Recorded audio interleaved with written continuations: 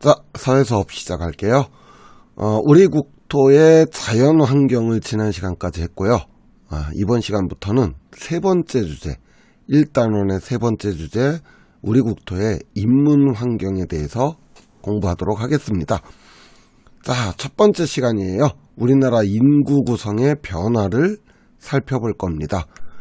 우리나라의 인구는 5,100만 명이 조금 넘는 사람들이 살고 있어요. 그런데 우리나라 전체 인구가 만일 100명이라면 어떤 모습으로 나타날까요?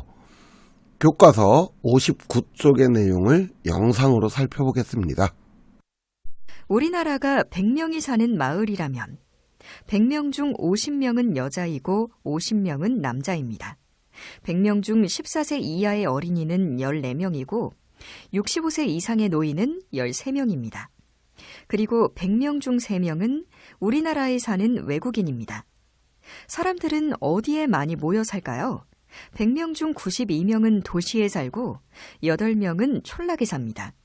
서울, 인천, 경기를 포함한 수도권에 50명이 삽니다. 마을에서는 아기가 1년에 1명 태어나고 사람이 2년에 1명 정도 죽습니다. 따라서 2년 뒤에 마을의 인구는 101명이 됩니다. 자, 어떤 내용인지 아시겠나요?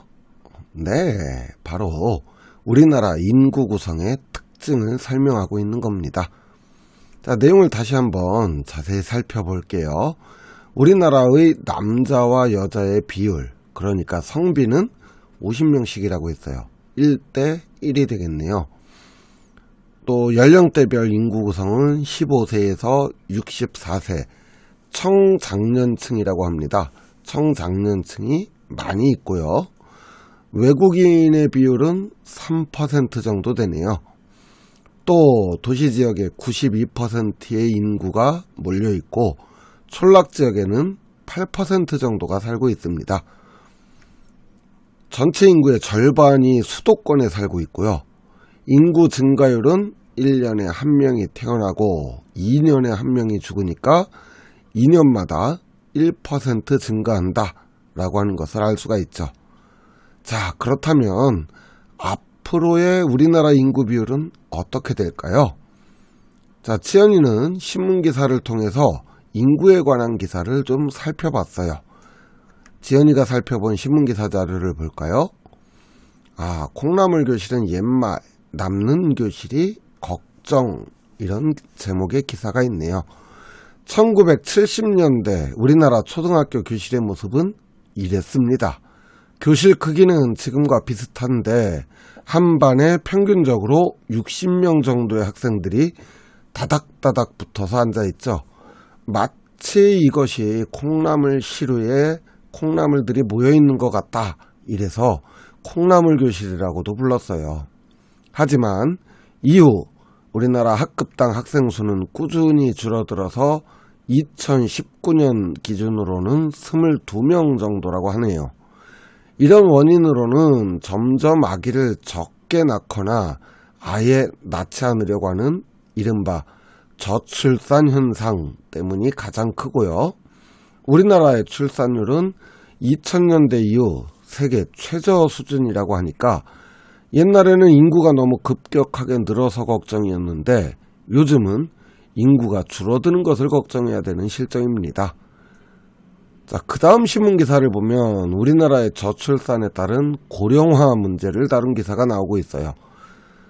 65세 이상의 인구 비율이 1970년대 3% 정도였다가 2018년에는 14%, 그리고 2026년이 되면 20%를 넘어서게 되면서 우리나라는 초고령 사회가 될 것이라고 전망이 되어지고 있습니다. 자, 이는 의료기술이나 보건, 위생 환경이 좋아지면서 평균 수명이 늘어났고요. 반대로 출산율은 급격하게 줄어들면서 새로 태어나는 인구의 수가 줄어들게 되면서 노인층의 인구가 급격하게 늘어나게 되는 것이죠. 61조 우리나라의 연령별 인구 구성 그래프를 살펴보겠습니다. 자, 인구 구성의 변화를 살펴보면 2050년도에 우리나라의 인구 구성은 어떻게 나타날 것이라고 예상되어지나요?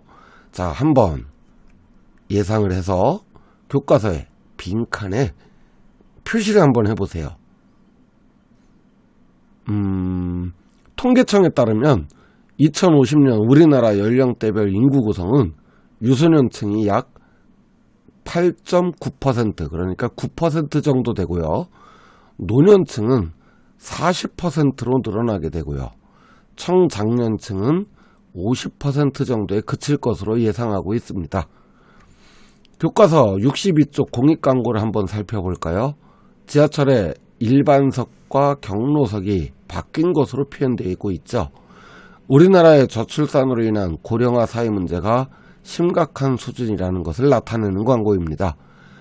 1990년대까지만 해도 아이 좀 적게 낳자라고 하는 공익광고를 꾸준히 해오다가 보면은 1970년대 둘만 낳아 기르자 이랬던 걸 80년대 90년대는 둘도 많다 하나만 낳자 이러고 있어요. 그런데 이제는 아이를 더 많이 낳자라고 하는 광고를 해야만 하는 시기가 되어버렸습니다. 교과서 63쪽에 보면은 인구 피라미드라는 것이 나오고 있습니다. 자, 인구 피라미드는 뭐고 또 어떻게 보는 건지 영상으로 한번 살펴볼게요. 인구 피라미드는 나라나 특정 지역의 인구 구성 비율을 피라미드 모양으로 나타낸 그래프입니다. 일반적으로 가로축에는 남녀 인구를 좌우로 나누어 그리고 세로축에는 나이를 5세 간격으로 나타냅니다. 인구 피라미드를 보면 성별, 연령별 인구 구성 비율과 시기별 인구 구성 비율의 특징을 파악할 수 있습니다.